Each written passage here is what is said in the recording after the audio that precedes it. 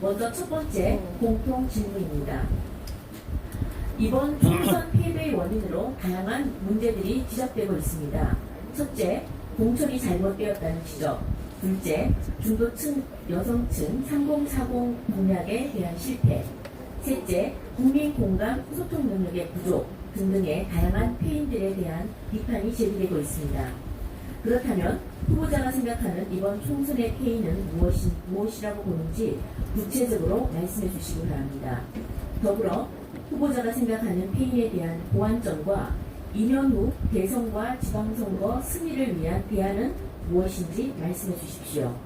먼저 기호 1번 주호영 이종배 후보자부터 답변해 주시기 바랍니다. 그 질문이 두 개로 나왔는데 이번에 하나로 합쳤는데 이거 두 개를 다 3분 안에 해야 됩니다. 그렇습니까? 네, 좀 질문이 긴데요. 네. 이 총선 실패의 원인은 한두 가지가 아니죠. 여기에 나왔던 건 모두가 다 해당이 됩니다. 그런데 그것을 한마디로 요약하면 저는 절박한 집권 의지가 없었다. 그래서 막연히 잘 되겠거니 생각하면서 상대방이 워낙 못하니 민심이 위에 오지 않을까 요약만 달았던 것이 아닌가 거기에 있다고 생각합니다. 그러다 보니까 민심 읽기도 실패하고 평소 준비도 없고 공천도 엉망이고 우리끼리 늘 다투고 뭐 이런 일들이 모두가 절박한 집권 의지 부족에서 저는 다 생기는 문제라고 그렇게 생각을 합니다. 그 다음에 마지막 선거 관리도 실패했다.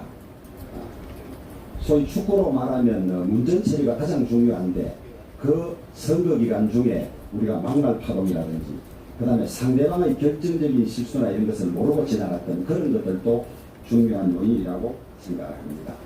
그러면 2년 뒤에 있을 대선과 지방선거 어떻게 이해하느냐. 무너졌을 때는 저는 기본 원칙으로 돌아가야 된다고 생각합니다. 기본 원칙은 쉽지만은 막상 지켜내기는 어렵습니다. 여러분 선거는 첫째 조직, 둘째 정책, 셋째 인물, 네 번째 홍보, 그 다음에 사전준비 이런 것들을 모두 차분차분 해나가야 됩니다. 정책이라는 것을 그냥 말하면 정책이지만 여기에는 민심 읽기가 들어가야 되고 지역별, 연령별, 세대별 맞는 정책들이 나와야 하기 때문에 저는 2년 이후의 선거 대책은 우리가 지금부터 요행을 바라지 말고 선거에 필요한 모든 요소들을 차례차례 준비해가는 길밖에 없다. 그 다음에 그것에 앞서서 이제 우리의 메시지가 국민들이나 상당한 영역에 먹히지 않고 있습니다. 소위 립상이 된 측면이 있죠. 그런 것을 외부의 시각으로 철저히 봐서 제거하고 우리 아까 조혜진 후보도 이야기하셨습니다만은 이제 국민들이 저 당이나 저 당의 구성원들은 진정 국민의 어려움을 같이 하려는 진정성이 있고 필요할 때는 언제나 오는 사람들이다. 이런 인식을 심어주는 것이 저는 가장 급선무라고 생각합니다. 그래서 2년은 짧은 시간이 아닙니다. 지금부터 차례차례 모든 영역 성공하는 조직이 갖춰야 될 기본 영역들을 차근차근 갖추는 것이 가장 중요하다고 생각합니다. 그 다음에 특히 대선 같은 경우는 후보나 인물이 중요한데 지금부터 대선 후보 발굴 프로그램을 가동해서 여러분 트롯이 낡았지만은 미스터 트롯이라는 새로운 장치를 태우니까 국민들의 환호를 받지 않습니까? 그런 방식으로 우리가 후보를 만들어가야 한다고 생각합니다. 마치겠습니다. 네, 1초가 남았는데 다시 한번 하겠습니다. 네. 다음은 기호 2번 권영세 조혜진 후보자의 답변을 듣겠습니다. 답변은 3분입니다. 예, 선거에 이겼을 때도 뭐 이유가 여러 가지가 있겠지만 선거에 졌을 때는 그야말로 이유가 5만 가지였습니다. 우리 주호영 후보께서도 뭐 얘기하셨습니다만 여기 설문 중에 나와 있는 내용들이 다 해당되는 것이고 그중에서 특히 막판에 공천 파동 그리고 호떡 공천이라는 얘기까지 나오고 비례대표 공천은 저도 좀 왜 저러나 싶을 정도로 이해할 수 없는 내용이었습니다. 그러나 저는 제가 생각할 때는 이런 부분들은 그냥 피상적인 이유에 불과하고 우리 패배의 근본적인 원인은 우리가 지난 4년 동안 어떻게 했는지의 그 근본적인 원인이 있다고 생각이 됩니다.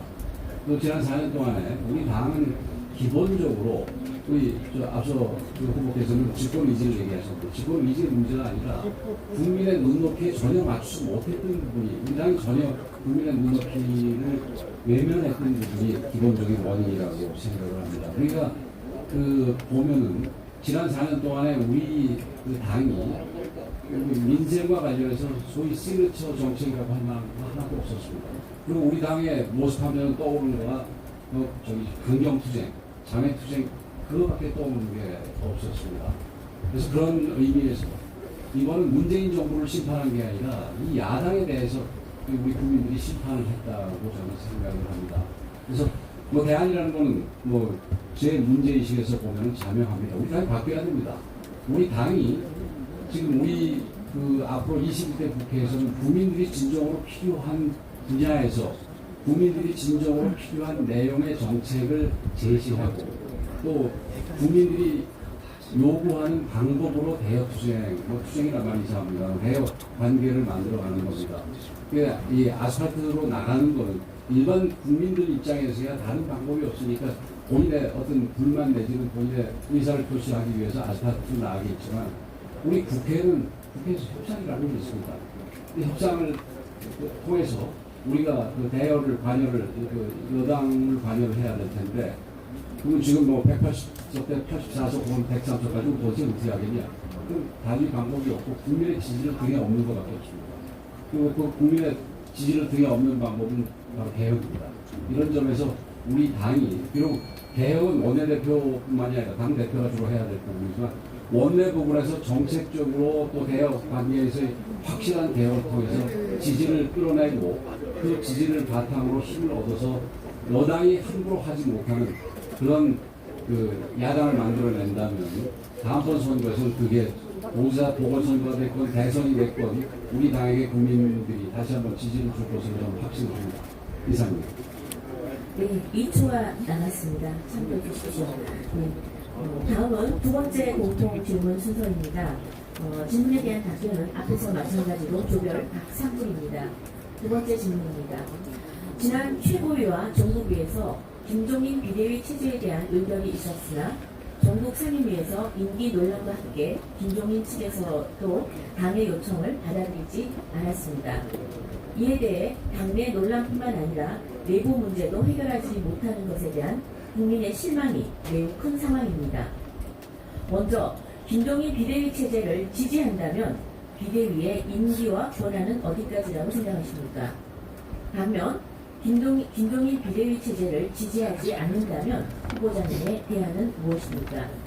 먼저 기호 2번 권영세 조혜준 후보조에부터 답변해 주시기 바랍니다. 이거는 잠깐만요. 예.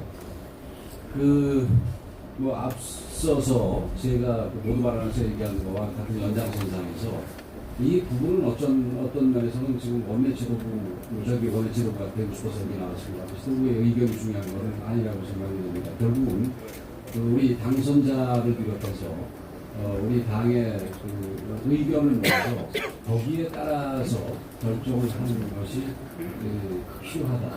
뭐 그 점에 있어서는 뭐 저나 우리 상대 후보들이랑 다 똑같다고 생각을 하는데 지금 상황이 이 전국위원회에서 김종인 비대위원장으로 내정을 했는지 뭐 정확하지는 않지만 그런 상황입니다. 그런데 김종인 그 내정이라고 친다면 내정자 측에서는 수락을 안 하고 있는 상황입니다.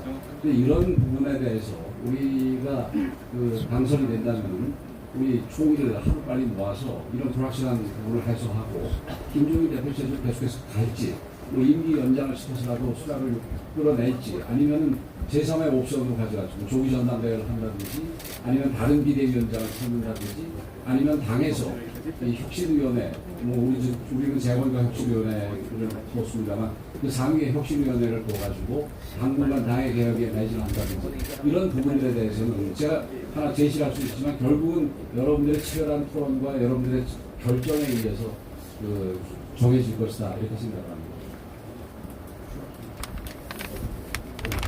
시간이 남았습니다.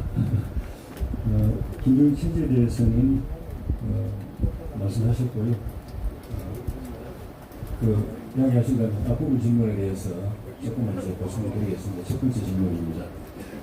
총선에서 진 이유는 지난 4년 동안 우리 당이 하나도 안 바뀌었습니다.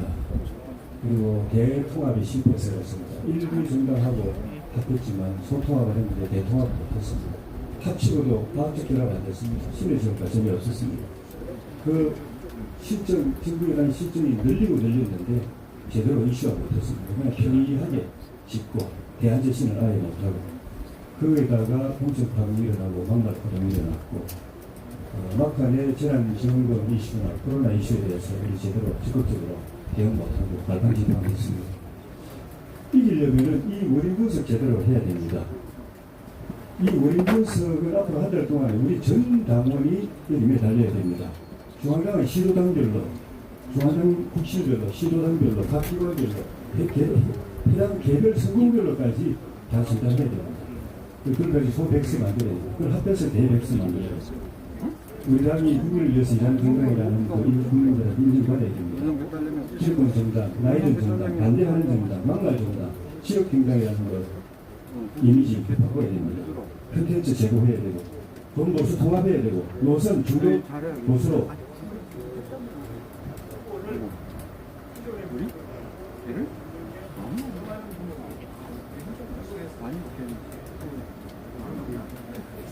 네, 다음은 기호 1번 주호영 이정별 후보자의 답변을 듣겠습니다. 차기 지도부 우선과 관련해서 8월 이전의 조기 전대냐 비대위냐 이런 선택이 주어졌을 때 저는 조기 전대는 바람직하지 않다고 봤습니다. 우리가 연이은 참패에 대한 제대로 된 분석과 반성도 없이 바로 전대에 들어가면 여러분 겪어보시면 알겠지만은 교과서에는 전대가 생각의 차이를 극복하고 하나로 되는 과정이라고 되어 있습니다만 당의 실제 전대 과정은 분열적 요소가 상당히 많습니다. 그런데 개원 협상이 언제에 대해서 언제 국회가 개원할지 모르는 상태에서 우리가 민주당과 국회에 집중해야 될 과정에 8월을 목표로 전당대회를 한다면 21대 국회 전반을 급이하는 그런 결과가 되기 때문에 저는 조기 전대는 바람직하지 않다고 봤고 비대위라면 관리형 비대위냐 혁신형 비대위냐인데 관리형 비대위는 전당대회를 관리하기 위한 것인데 조기 전대가 바람직하지 않다면 또 9월에는 정기국회에 들어가기 때문에 혁신형 비대위로서 어느 정도 기간을 가지고 하는 것이 맞다. 그런데 여러분 공천이 없는 기간에 비대위원장을 맡으려고 하는 분 거의 없습니다. 그래서 사선으로 김종인 비대위면 괜찮겠다 이렇게 봤는데 저희들 아래에서 처리하는 과정에서 당은 당규가 개정되지 않은 상태로 돼버리니까 8월 이전에 비대위가 끝난다고 하니까 못 받겠다 해서 지금 홀딩 상태에 있습니다. 이 상태를 어떻게 풀 것이냐? 저는 양자 협상이 필요하다고 생각합니다. 당선자 총회에서 어떻게 할지 의사결정을 하고 저쪽이 받을 수 있을 것인지를 결정하되 제가 이번 선거 과정에서 파악한 분들의 의사는 꼭 숫자로 헤아려 보지는 않았습니다만 기간을 조금 주고 비대위로 가자는 의견이 꽤 많았던 걸로 그렇게 기억을 하고 있습니다. 그래서 여러분 연창의 과정이라든지 의원총회 과정에서 이 상태를 놓고 끝장 토론을 해서라도 조속히 이 지도부 형태를 마감해야 된다고 그렇게 판단하고 있습니다. 네, 우리 당이 어떻게 다시 국민들로부터 사랑을 받느냐는 좀 관건이 차기 지도부 구성입니다. 심재철 원내대표께서도 고심하다가 김종인 비대위 체제로 가는 것으로 최고위원회에서 결정을 해서 갔습니다만 이게 상당히 꼬여 있습니다.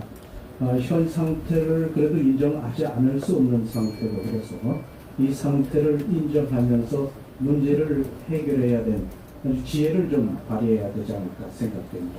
어쨌든 우리 당은 지금 과거와의 단절을 끼라면서 새로이 서야지 됩니다. 그러면서도 보수의 가치를 존중해야 되고 다시 만들어야 됩니다. 개인의 자유 이런 보수의 가치 우리가 좀 놓친 점이 있지 않나 생각됩니다. 다시 한번 의원님들 주민을 모아서 사기 지도부를 만들어 나갑니다. 네, 감사합니다. 마지막